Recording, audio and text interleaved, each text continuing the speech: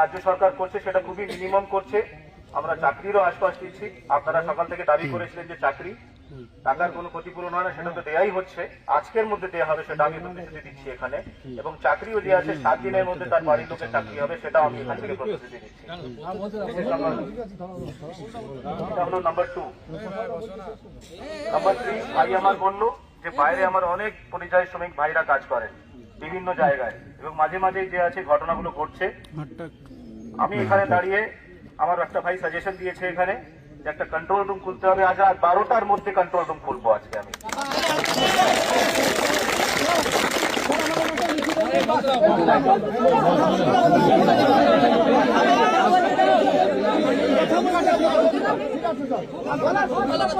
আজ রাত 12টার মধ্যে কন্ট্রোল রুম খুলবো এবং সেই কন্ট্রোল রুমে 24 ঘন্টা ডিউটি থাকবে মানুষের, 24 ঘন্টা রাত হবে।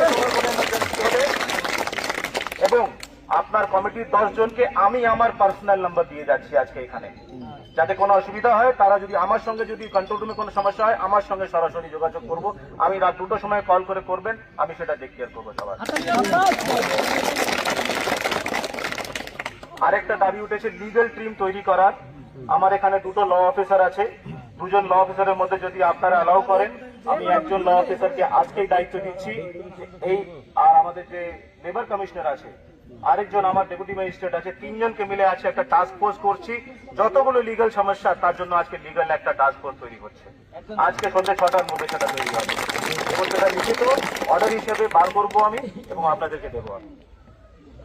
আরেকটা যে সাজেশন খুব ভালো এসছে সেটা হচ্ছে পরিযায়ী শ্রমিকের কার্ড। কার্ড হলে খুব সুবিধা হবে। আমি পারমিশন পাই যেন আমি যেন